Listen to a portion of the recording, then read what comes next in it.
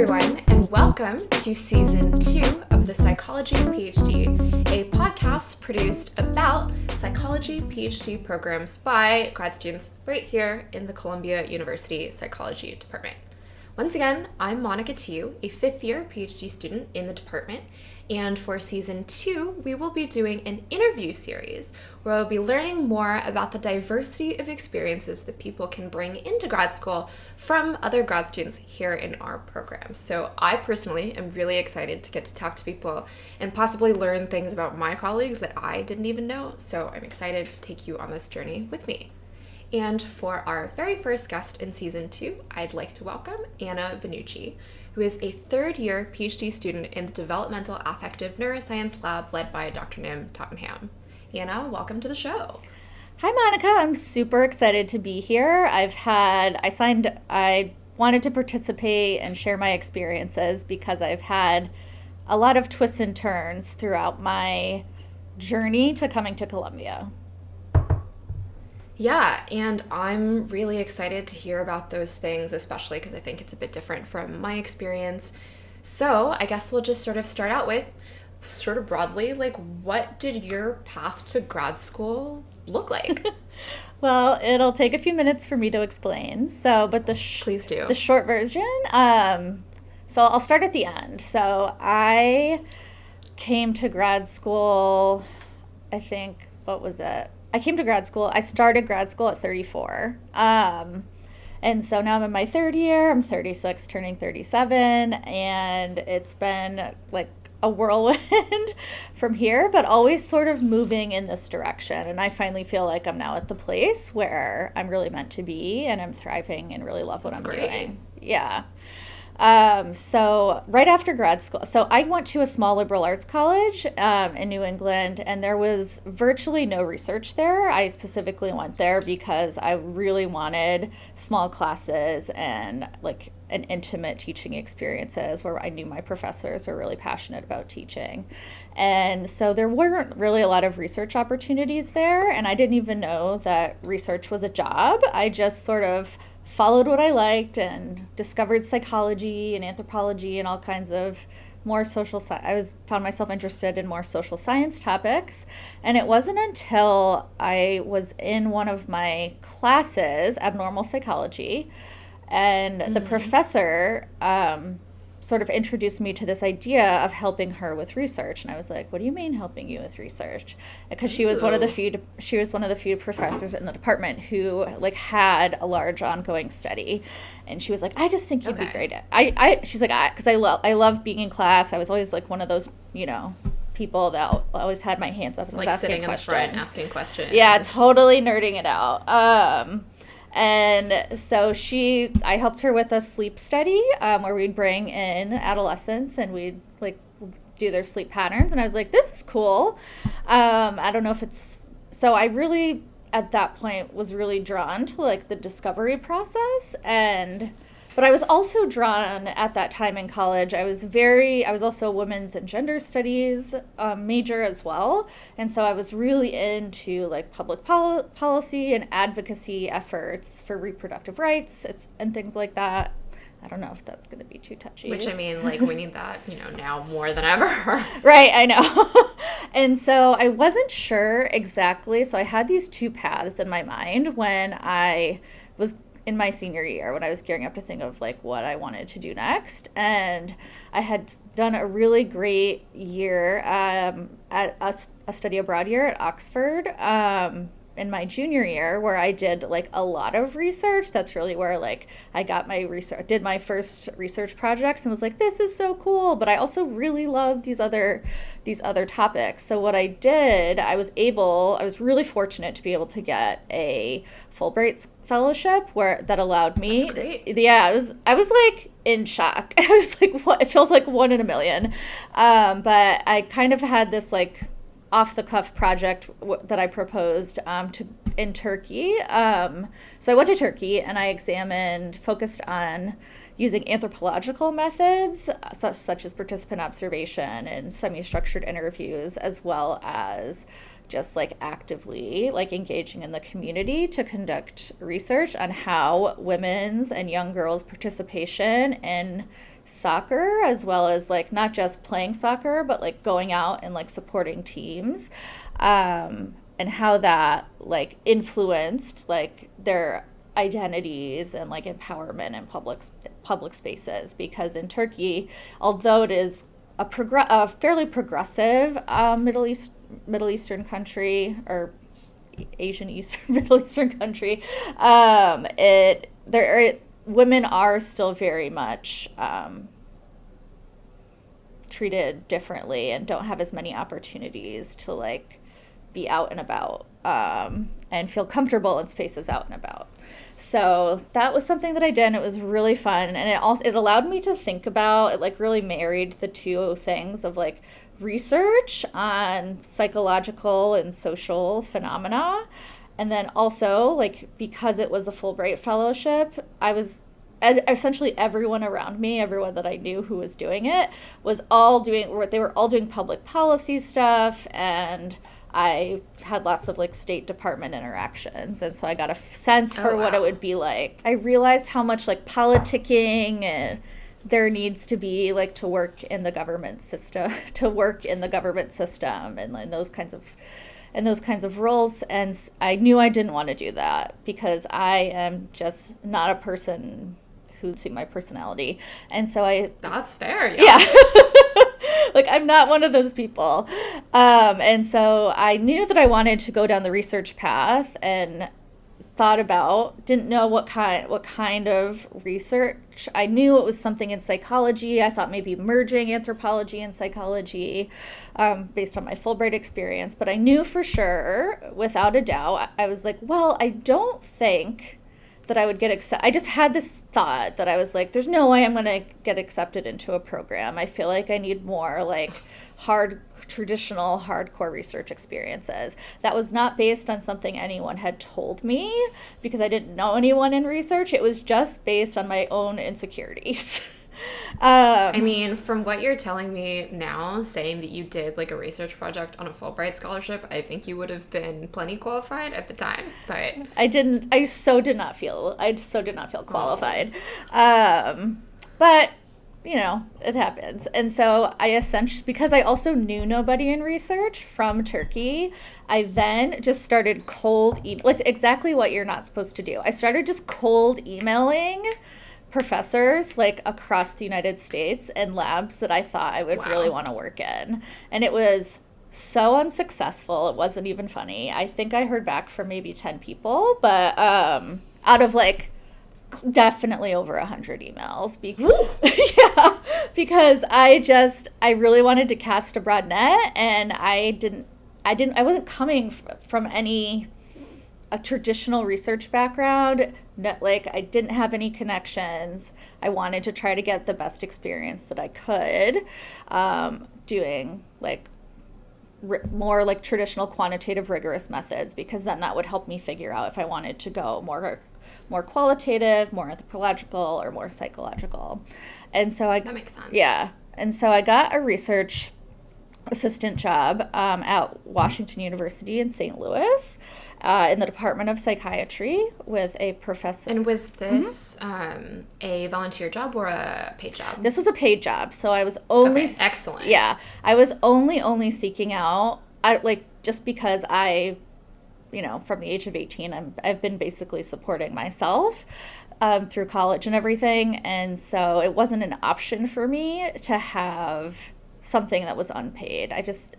And so here in New York, I think it's very common. Many research assistantships are unpaid, which I hope I know. I really don't like it. You and me both. When I came here and realized that people volunteer for like full-time research assistantships after college, I was in shock, because I just couldn't imagine someone being able to like survive and like pay for their own living, and so it is something that I think we're trying to change. I know here in the department we're making efforts towards being able to pay research assistants, and there are some funded spots.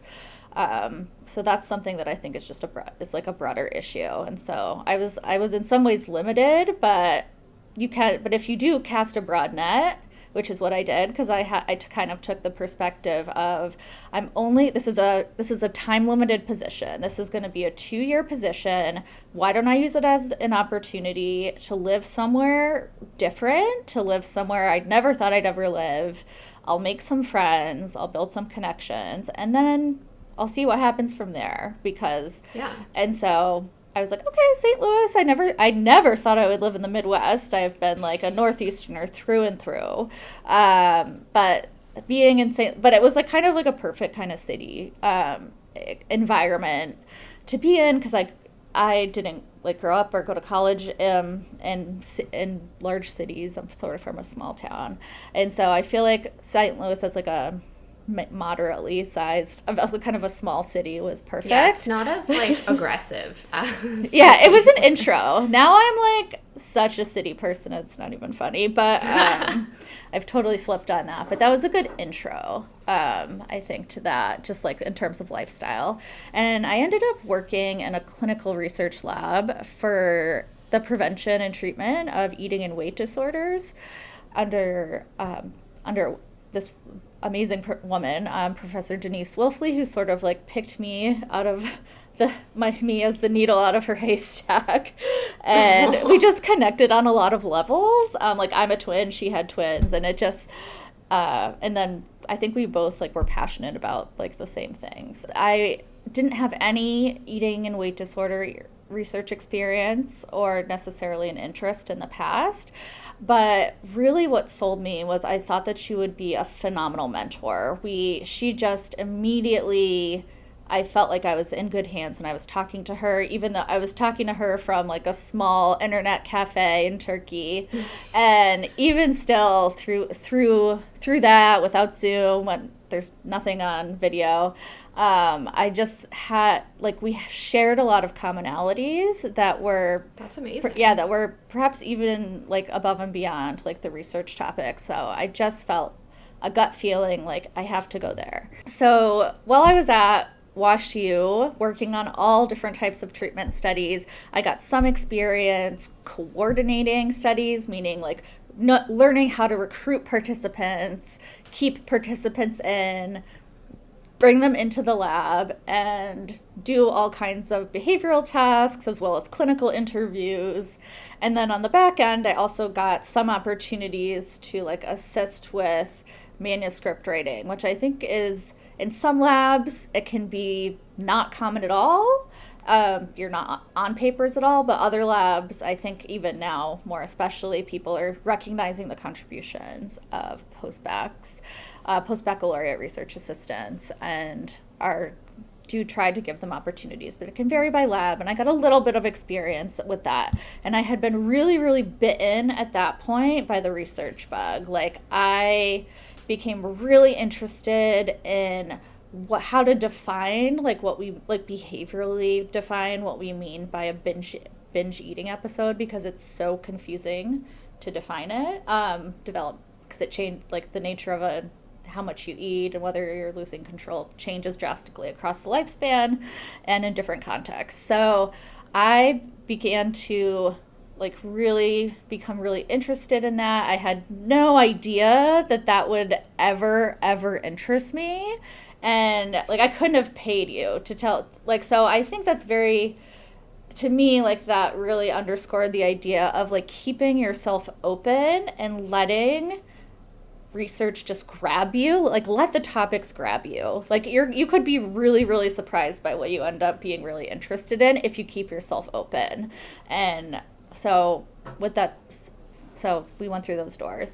And then when everyone around me was in a clinical psych PhD, and I was good at, and I really enjoyed working with participants that we had. A lot of them were patients that had diagnoses of various eating disorders. I also really, really liked working with families and young children for our prevention programs, because I feel like you can just make so much of a difference in their lives in early childhood. You can really change their life trajectory, whereas by the time someone gets to adulthood, that it's harder. It just is harder because behavioral patterns are so entrenched, and there's a lot of other things going on with adults that make clinical presentations more complicated.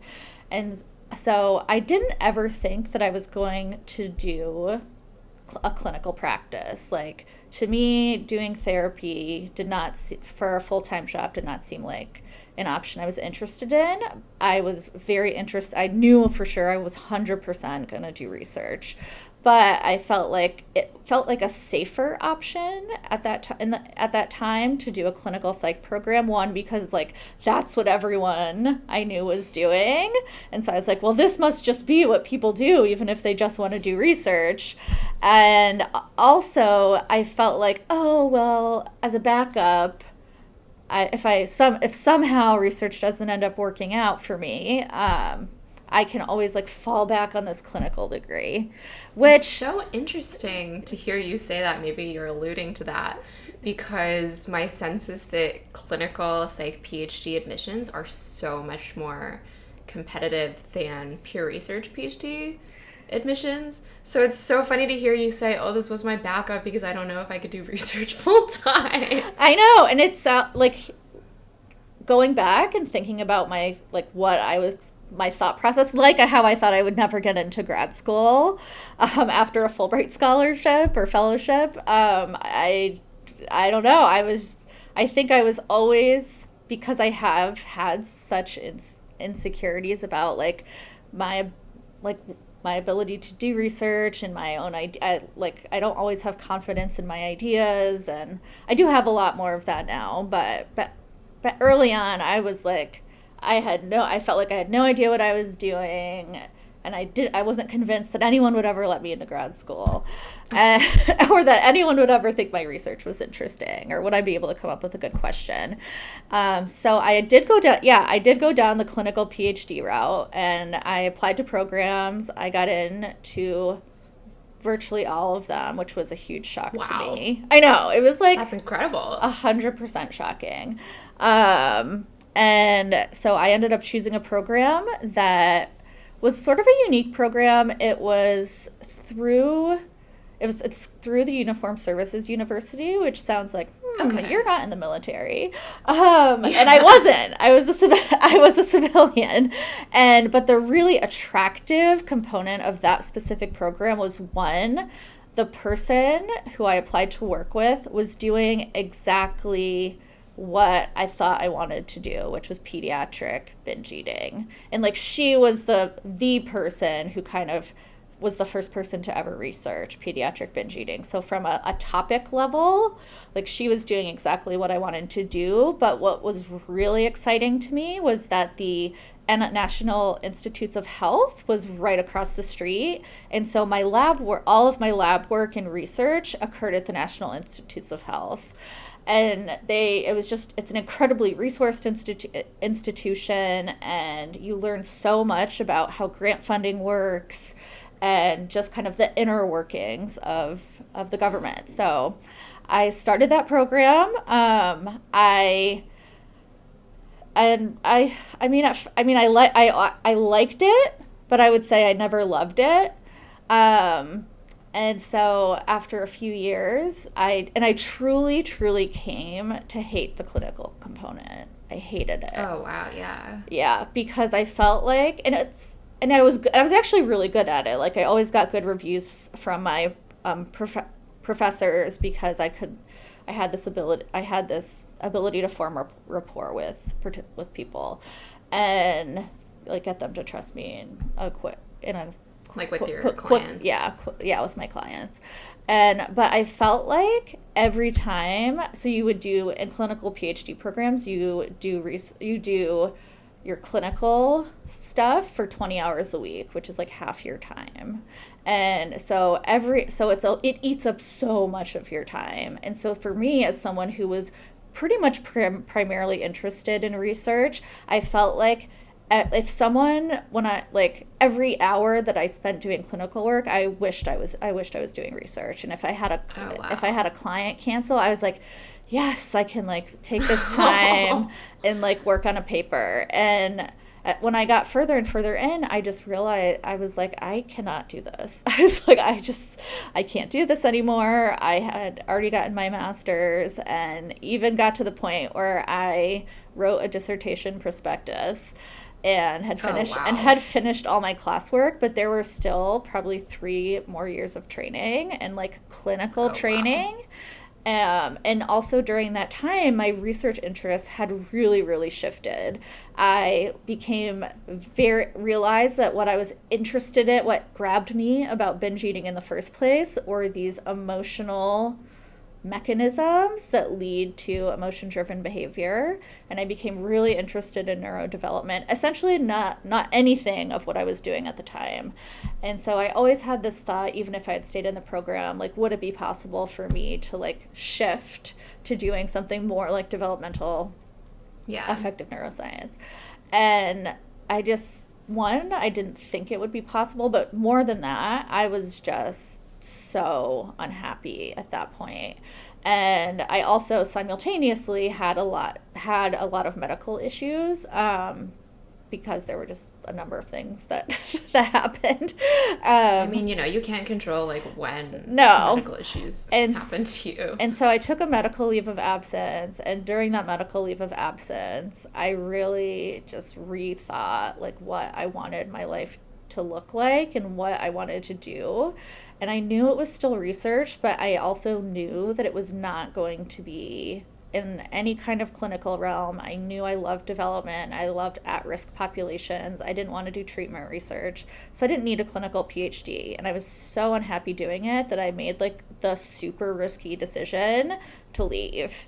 And I was also pretty convinced that like no other PhD program would probably ever get me ever again, because why would they ever accept a student who left a PhD program? It's like if past behavior predicts future behavior.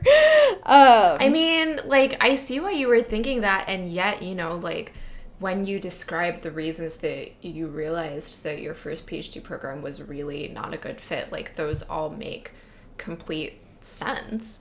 Like, the clinical training wasn't what you were there for.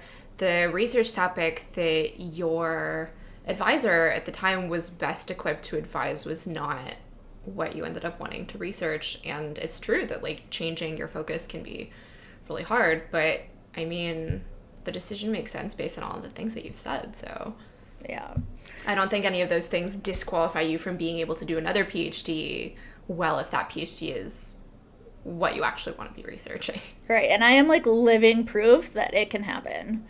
So I always, that like you can make all the wrong choices, because I felt like what I was doing was maybe not what my heart wanted, but what my head thought I should do. I think that's kind of like in retrospect what led me to kind of go down that path. I was like, well, this is what people should do, and this is what I should do, and I've done this eating and weight disorders topic, so how could I switch fields? I'll be best equipped in programs that do that. So it was more thinking with my head rather than like marrying my head with my heart. And I think that's super important, like looking back on really how like to make these decisions. And a lot of students now ask me like, how did you know you wanted to study like early life adversity and neural development and emotional development? And I say like, it's one of those things that I tell people, I'm like, when you're interested in something, it will just grab you, because you just find yourself really interested in the papers, wanting to look out more, thinking of questions, and it's really an organic process that I can't fully describe. And it's just something that grabs you for whatever reason or another. So it's, yeah, you can try to seek out different interests, and then you can also just be grabbed by different interests. So after that, I felt like I really wanted to be around like friends. I had been living away from like a lot of my close friends and family for like 7 years or 7 or 8 years at that point. Because at this point you would have been living in the DMV area? Yeah, I would have been, the DC area. And I all my family is like in Connecticut and Massachusetts, and that's where like the vast majority of my friends are. So I decided I was like, okay, I'm going to move back to that area, and then I'm going to find a job. And I'm going to find a job that, because there are a number of universities in the area, and I thought there's got to be some kind of developmental, emotional type of position available to me. And so I was able, it was kind of like felt like fate, like the first time where I interviewed for this position that I just happened to be the perfect candidate for. It was like a really, really good match. And so I ended up being the project coordinator, almost like I would say it's almost felt like a postdoc role, and that like I designed this huge longitudinal cohort study. There was funding to do a longitudinal cohort study starting in early adolescence and tracking, looking at risk factors and protective factors for the emergence of depression and anxiety across adolescence. And so I really got to have a lot of agency in designing that study.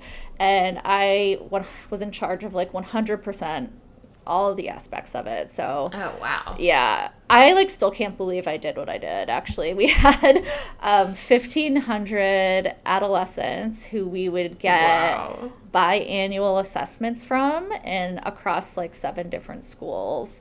And I would have to and so I supervised this team of like 30 undergrads, and I still don't know how I did it. And like doing those data collection processes in a variety of school settings, from rural to urban, and sort of all range of like a really diverse range of across the socioeconomic spectrum, I guess. And so it was an intense time because we were constantly like prepping for data collection, but we also I made this rule that I would have to have all the data, because we were doing paper surveys, because my PI or the researcher of the lab was like really wanted to do paper surveys just because.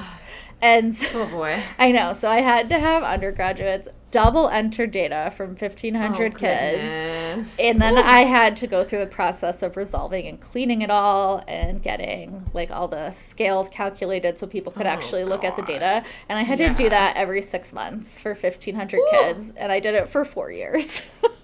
Oh my gosh. So it was intense, but I was like, I love developmental research, and because the study was pretty broad, I was able to explore a range of topics within developmental psychology that I might be interested in. So I looked at like emotion regulation and depression. I looked at peer victimization. I looked at family functioning, and was able to learn some methods, statistical methods for longitudinal data analysis, and really began this process of exploration and seeking out different topics to see what would grab me.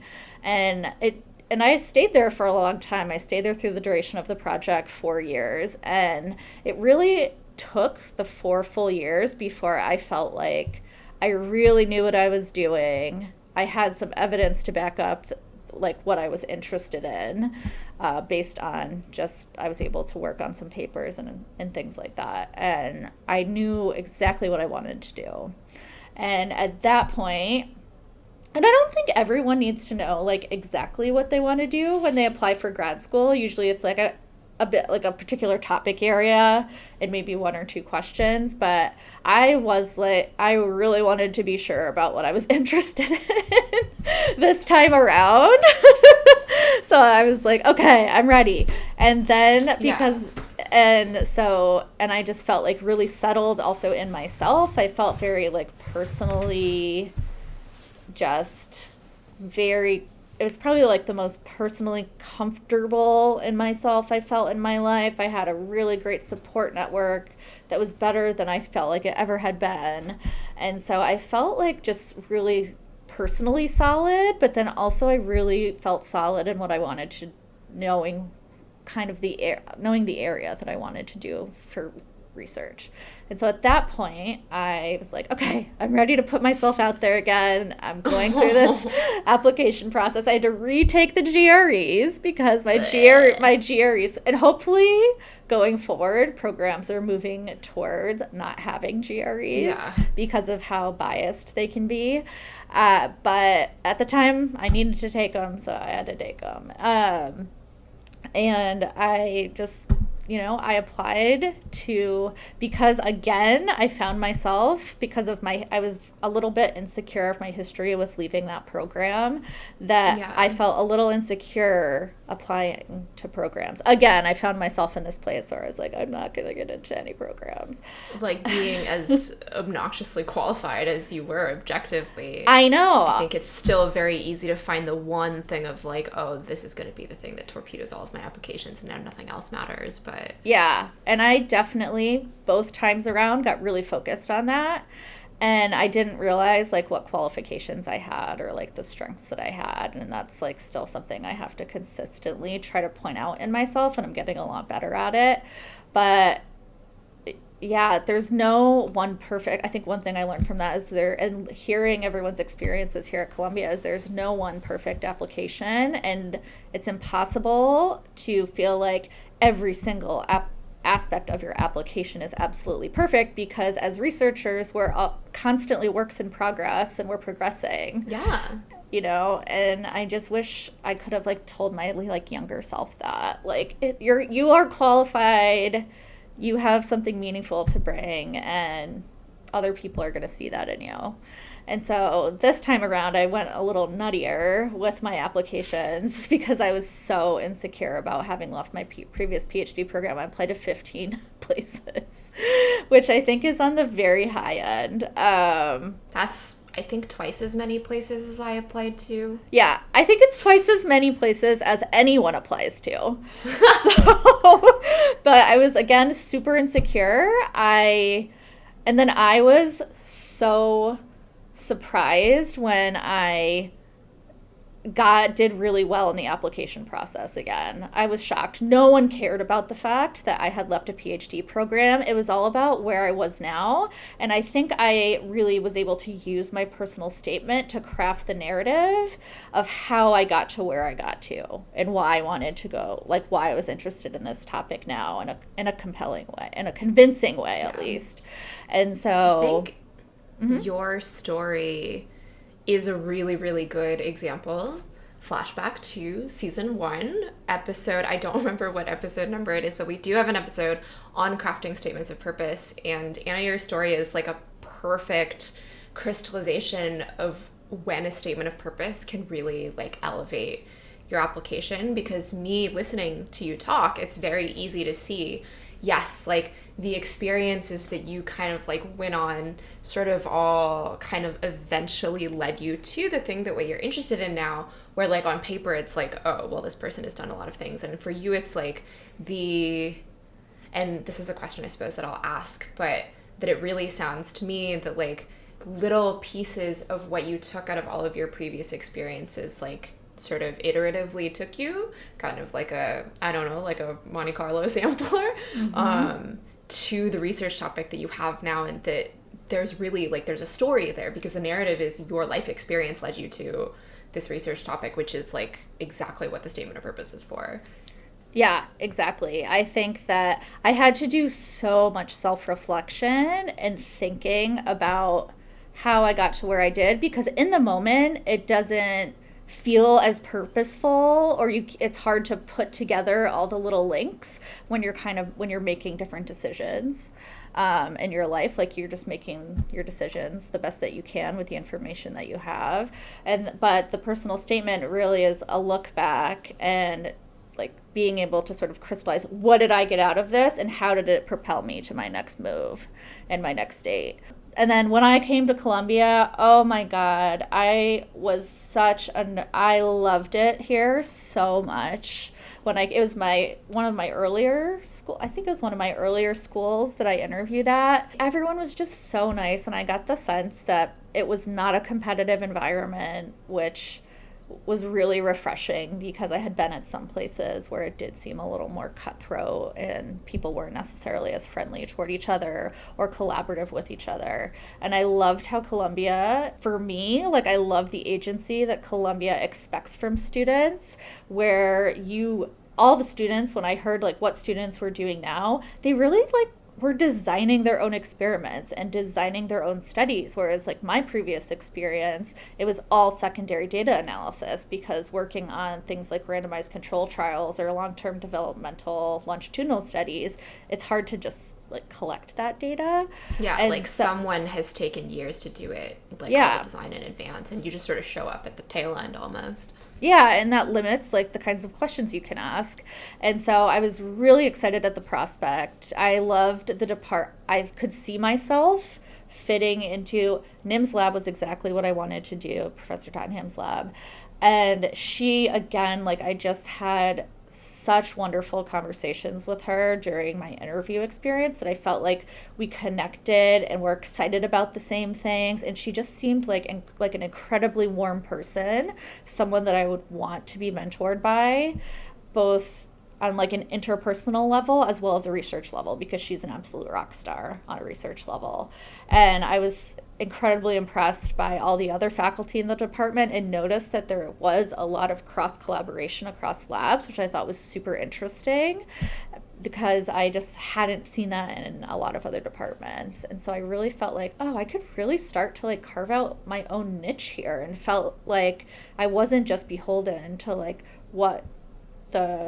whatever longitudinal study we were working on, which I still love, but I can also like design my own mechanistic studies, and that was something I was really excited to do. So that's how I got here, and I still love it. I know a lot of people say like, oh, you get jaded throughout grad school, but I'm still one of those people who feels so lucky to be where I am. Aww. Like when because, and I also, like, I remembered when I came on campus one of the first times, is that when I was applying for undergraduate schools, I really wanted to interview in New York City, even though I think it would have been overwhelming for me at the time. And my dad was basically saying, like, I got really good grades and was like basically at the top of my class in high school, but he was like, well, you're never going to be able to go somewhere like that. Like, you have to pay for yourself. Like, why do you think you could get in? That kind of thing. And so he said it wasn't worthwhile, because even if I did get in, there's no way I could afford to go. Yeah. And so that was always like a teeny bit heartbreaking for me. And it's not something I thought about while I was interviewing, but when I got here, I was like, wow, this is like a full circle moment. Like, I did it. Yeah. Like, I went from knowing absolutely nothing about research to sort of scrapping my way through and figuring out how the system kind of works. I still don't fully know how it works, but I'm learning every day. And I have made it here, and I love, like, I just feel a lot of gratitude every time. I truly feel a lot of gratitude when I walk onto campus every day. I really, really do, because I think maybe my life experiences, like, it's not something that I just don't take it for granted, and I feel really lucky to be here. Aww. Wow, that's so warm and fuzzy. I know, it's so warm and fuzzy, but it's true. Aww. So I'm sure you get this a lot, but especially, like, you know, this question is valid for everyone, but especially as someone who, like, your story is very much like the iterating through the different, like, life and research and academic experiences that you had that led you to where you are now. Do you think that you could have gotten to the point, like, research and, like, personal, like, comfort in your research and in your ability as a researcher? Do you think you could have gotten to this point if you'd taken a different path, or do you kind of feel like this was the only way for me to be where I am now and comfortable in where I am now? I have thought about that. Like, is there anything that I would change, and how that would affect me now? And I honestly think I had to go through all those things, like, especially in the absence of a lot of like of any peer mentorship or really knowing anything about the research process and how to get there. That's why I was so excited to just be a part of this podcast and the fact that we're doing the podcast, because like I wish that there was something like this out there for me to listen to when I was trying to go through this. And I don't think so. Like I had to learn these lessons firsthand, and I'm the kind like I literally made probably just about every mistake you can. I don't know if I would even call them mistakes, but I made all kinds of choices that like I wish that came out of mostly a place of insecurity, actually. And so for me, it was like even just like this building, it was really about building like confidence in my skills and feeling like I really knew what I wanted to do. I felt like, and I think that has helped me here because I came in like really understanding what I wanted to do, and it allowed me to like hit the ground running when I got here. Yeah, absolutely. I mean, as someone who came into the PhD program like 2 years out of undergrad, I definitely came in sort of being like, I have no idea what I want to be doing. I'll just, like I'll do whatever my advisor says, and then I'll find something. Yeah. So it's really interesting to hear from someone who is able, like by virtue of having tried so many things, to know kind of exactly what you want to do. It's sort of this like ideal of like you arrive and you're like, I have like this research project, and then you just kind of make it work. But like, people don't like just sort of pop out of thin air being fully formed researchers and intellectuals. Like you had so much experience that led you up to that point. So one thing that has been recommended to me and that I definitely recommend to other people is not to be afraid of taking research and professional opportunities that might not necessarily be like exactly the thing that you think you want to study, because you'll basically always take something from it, especially like if it's something that you might be interested in doing but you're not sure. That sometimes getting experience with something that you don't want to do is just as valuable, if not more valuable, than like hitting on something that you do want to do.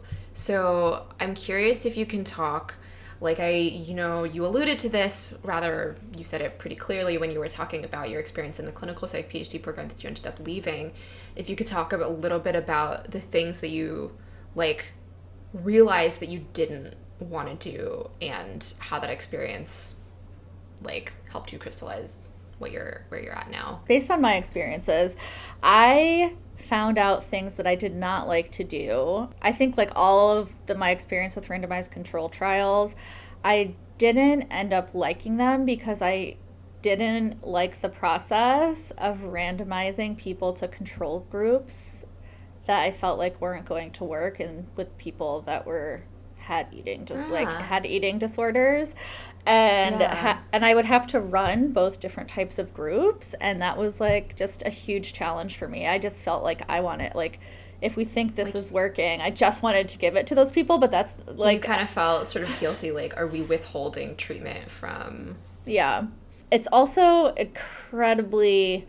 It wasn't all research is difficult, but treatment research wasn't the type of difficult that I wanted, because I just felt like that ethical thing of, like, I know randomized controlled trials are crucial to establishing an evidence base for new treatments, but it also takes so long to disseminate those findings. Like, it's like stuff, the studies that I worked on back like more than a decade ago maybe have just like 1 or 2 papers out right now. Wow. And it's definitely not even close to clinical practice, Wow. And so and because you have to kind of follow people for a long time as well, like developmental studies. And I just feel like the research to treatment gap is so hard that like requires its own research, and I wasn't passionate about doing that type of research of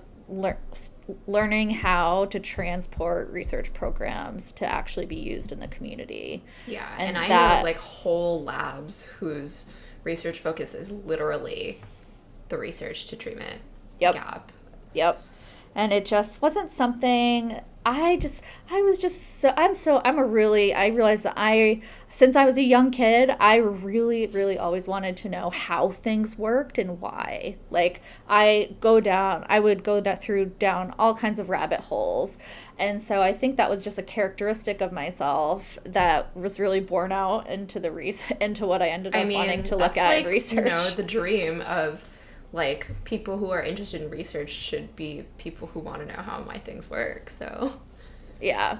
But I didn't necessarily want to know how treatments worked. I just wanted to know like how different types of psychopathology develop, and so like that we can the basic science, the basic mechanisms, because I think without basic mechanism and good theory on that, how can you possibly develop effective treatments? And in the world of early life adversity, we know it's undisputed that early life adversity poses higher risk for mental health problems across the lifespan, but we still don't really know how or why people end up in different positions. And so that's really something that I'm working on now. Yeah, I really I like this sort of thread that I'm pulling out, that just because you're not interested in doing a particular type of research doesn't mean that like that type of research is bad or less valuable. Right. Like, there is so much of this idea that you just need to, like, at some points you need to prioritize yourself and say, like, I'm going to be the best researcher that I can be if I'm working on studies that I'm interested in, and also that don't sort of take the emotional gas out. Like, you don't want to get burned out doing research that in some way, like, demoralizes you. For example, if you really don't like the feeling of, like, I hate that people have to be in the control group because I wish I could be giving everyone the treatment because, you know, I want everyone to be getting what we think is possibly the best treatment, that you don't have to be the person who does that. Like, you can do the research that you feel most motivated to do, because that's how you're going to be the best researcher you can be. Exactly. And also with doing the clinical interviews with all of these participants, virtually all kids, almost all kids that I ever interviewed as part of these clinical studies had lots very emotionally upsetting experiences, lots of early life trauma.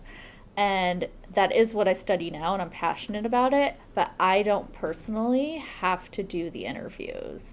We have a clinical team that does those interviews, because that was a real emotional, that really emotionally would get me down sometimes, because I just wanted to help these poor kids.